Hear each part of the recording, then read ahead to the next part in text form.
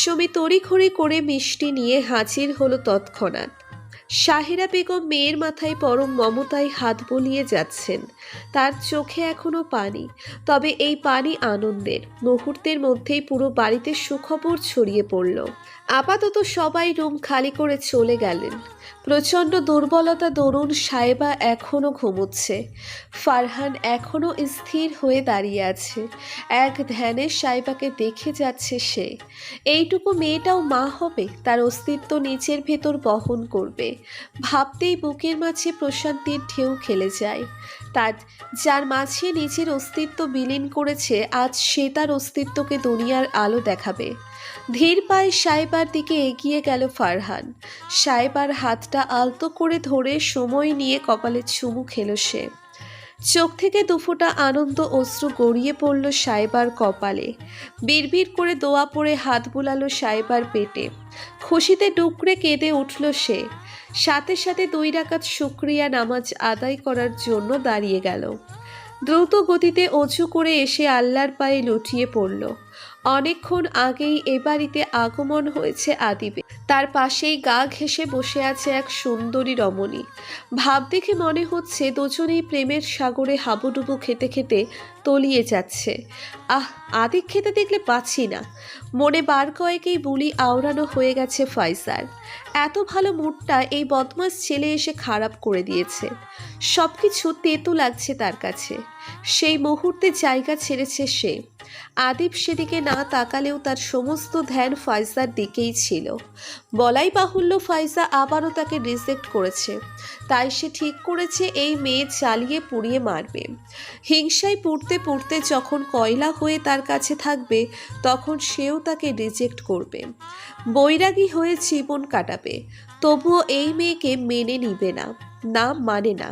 কত বড় অমানবিক মেয়ে হলে তার মতো ফুলের মতো নিষ্পাপ শিশুকে রিজেক্ট করতে পারে? এমন নিষ্ঠুর মেয়ে নিয়ে সে সংসার করবে না, তাতে যতই সে শুকিয়ে মরুক। একটা ছেলের গা ঘেঁষে থাকতে তোমার লজ্জা করে না? ফাইসার গম্ভীর গলায় উক্ত বাক্যটি শুনে লাজুক হাসল মেয়েটি। চেহারায় ন্যাকা ন্যাকা ভাব এনে বলল, এমন একটা ড্যাশিং ছেলের গা ঘেঁষে থাকতে পারা তো ভাগ্যের ব্যাপার। আমার আদিবকে দারুণ লাগে, অসম্ভব কেয়ারিং একটা ছেলে। এই দেখুন, আমার শাড়িটা ও নিজে সিলেক্ট করে দিয়েছে। পরিয়ে দেয়নি? ইস, কি যে বলেন না আপু, শাড়ির কুচিগুলো তো সেই ঠিক করে দিয়েছে। আমার তো তখন খুশিতে মরে যেতে ইচ্ছা করছিল। তাহলে বেঁচে আছো কেন? ফাইসার কথা শুনে হকচকিয়ে গেলেও নিজেকে সামলে নিল সে। কপালের উপর পড়ে থাকা চুলগুলো কানের পাশে গুজিয়ে লাজুক ভঙ্গিতে বলল আশা। সম্পর্কে আদিবের ছোট খালার মেয়ে। তার মা বাবা ইতালি প্রবাসী। সেও তাদের সাথেই থাকে। কয়েকদিন আগে আদিবের জরুরি তলবে দেশে এসেছে আশা। ফাইসা কটমট করে তাকিয়ে আছে আশার দিকে। তাতে বিন্দু মাত্র পাত্তা দিচ্ছে না সে। চোখ ঘুরিয়ে এদিক ওদিক আদিবকে খুঁজে চলেছে। মনে হচ্ছে আদিবকে এক মুহূর্ত না দেখে সে মারা যাচ্ছে। ফাইজার বিরক্তি এবার আকাশ ছুঁয়েছে। ছোট ছেলের প্রেমে পড়লে এই এক জ্বালা। রিজেক্ট কি করেছে, সাথে সাথেই আরেকজনের গলায় ঝুলে পড়েছে। আবার শাড়িও পরানো হচ্ছে।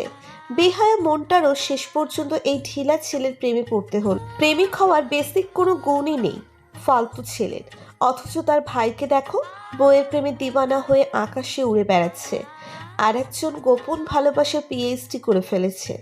একমাত্র সেই এভাবে পাবদা মাছের মতো হা করে আছে।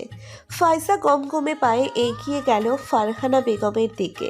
শাহানা বেগম, শাহিরা বেগম সহ অনেকেই সেখানে গল্প করছে। আফরিন বেগমও আছেন সেখানে। পাশেই এক ছেলের সাথে কথা বলছে আদিব। সম্ভবত কোনো কাজ বুঝিয়ে দিচ্ছে। ফাইজা আগুন চোখে সেদিকে একবার তাকিয়ে ফারহানা বেগমকে ডাকলো। ফারহানা বেগম শুনেও না শোনার ভান করে আছে। পরপর কয়েকবার ডাকতেই ফারহানা বেগম কপাল কুঁচকে বললেন, ছাগল আনার মতো ম্যামা করছো কেন? কি চাই তা বলো। বড় হয়েছো, এখন আর আম্মুকে লাগবে কেন? সব সিদ্ধান্ত তো নিজেই নিতে পারো। ফাইজা কিছুক্ষণ স্তব্ধ হয়ে তাকিয়ে রইল মায়ের দিকে। ফারহানা বেগমের কথা সম্পূর্ণ অগ্রাহ্য করে গম্ভীর গলায় বলল, তোমার মেয়ে বুড়ো হয়ে যাচ্ছে, সে খেয়াল আছে তোমার? ছেলে দেখো আমার জন্য, যত দ্রুত সম্ভব বিয়ে করব আমি।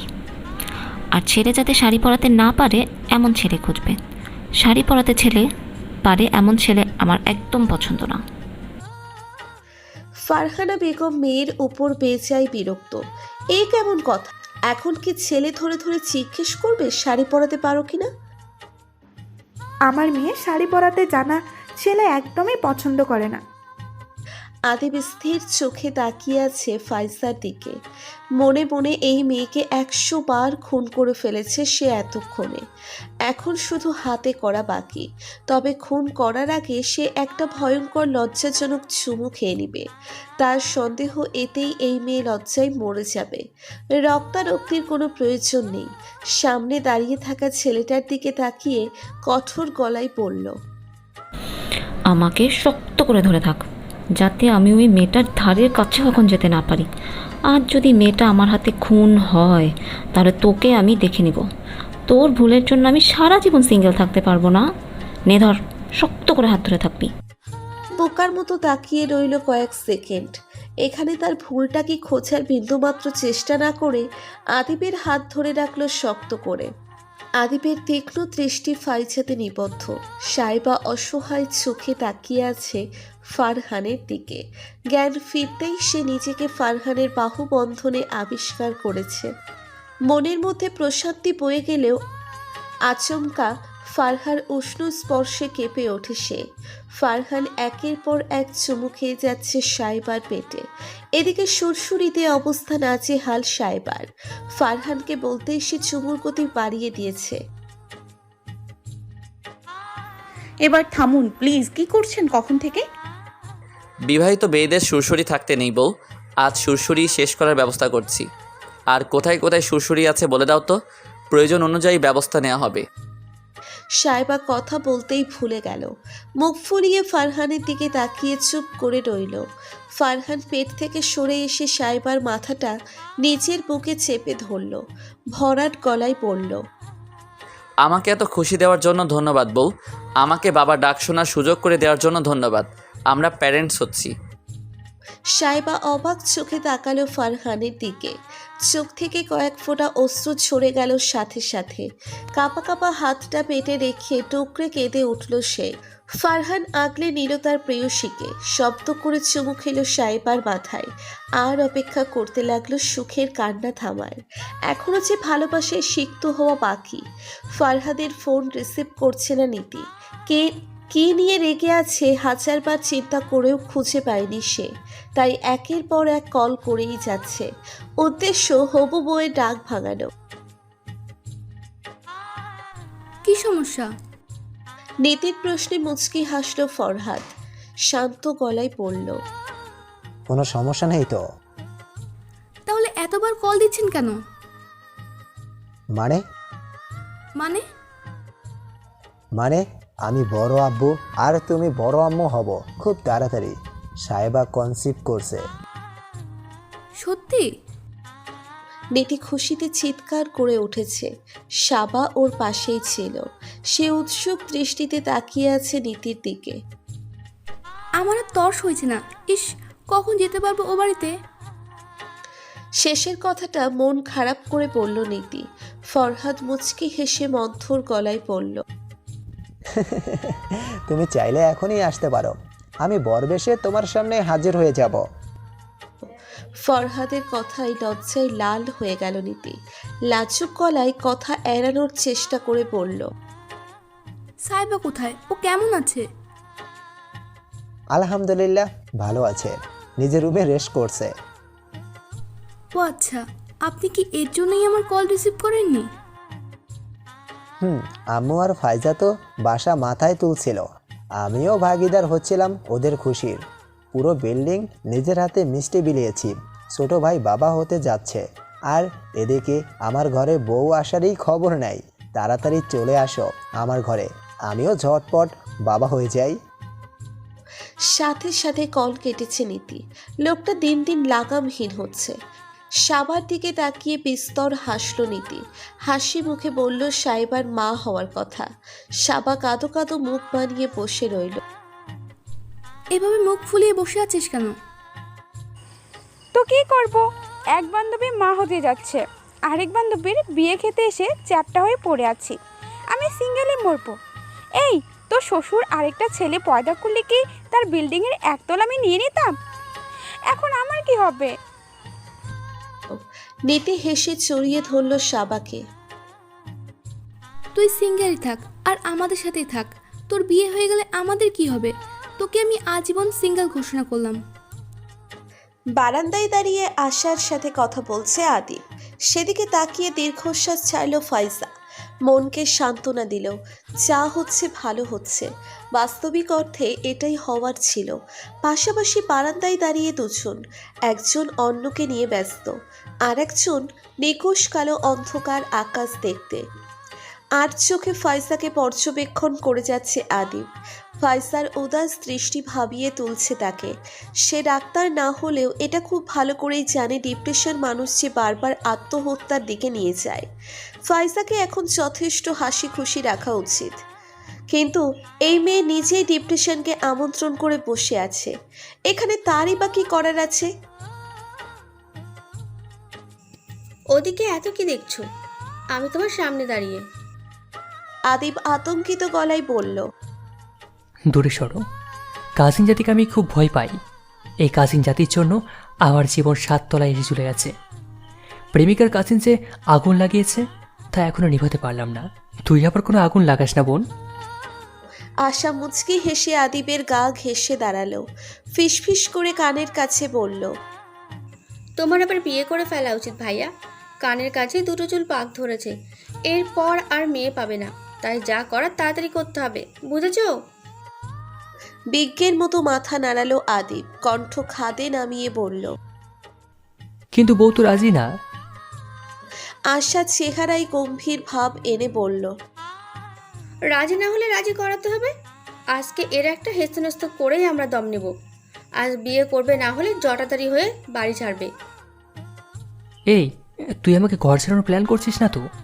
এই নিষ্ঠুর মেয়ে কোনো দিনও রাজি হবে না। তাহলে আমার বাড়ি ছাড়া অনিবার্য। আশা কুটিল হেসে আদিবকে বিভ্রান্ত করে ফেলল। সে আজই তোমাকে বিয়ে করবে। বিয়ের প্রিপারেশন নিয়ে ফেলো, চট করে গিয়ে শপিংটা করে ফেলো। এদিকটা আমি সামলে নিচ্ছি। আদিব ফ্যাল করে তাকিয়ে রইল আশার দিকে। এদিকে ফাইজা তীক্ষ্ণ দৃষ্টিতে তাদের দিকেই তাকিয়ে। আরও কিছুক্ষণ কথা বলে আদিব চলে গেল বারান্দা থেকে। আশা নিজের ফোনে ব্যস্ত হয়ে গেল। ভাবটা এমন, সে ফাইজাকে দেখেইনি। ফাইজার দৃষ্টি আশার দিকে। মেয়েটার হাব ভাব ভালো লাগছে না তার কাছে। আশা আর চোখে ফাইজার দিকে তাকিয়ে ফোন কানে ধরল। গোপনীয় ভঙ্গিতে বলতে লাগলো, হ্যালো আম্মু। এদিকে শোন, ঠিক আছে, সব প্ল্যান মতোই হচ্ছে। আদিব বলেছে ওই মেয়েটা রাজি না হলে সে এবার আমাকে বিয়ে করে ফেলবে। মেয়েটা রাজি হয়নি, বুঝেছো? তাই তাড়াতাড়ি বিয়েটা সেরে ফেলতে হবে, তারপরেই আমাদের আসল খেলা শুরু। বসেছি হাসিতে ফেটে পড়ল আশা। এদিকে ফাইজা চোখ বড় বড় করে তাকিয়ে আছে আশার দিকে। এই মেয়েটার মধ্যে অনেক ঝামেলা আছে নিশ্চিত। আদিবের কোনো ক্ষতি করতে চাইছে না তো? ফাইজার মাথা ঘুরতে লাগলো।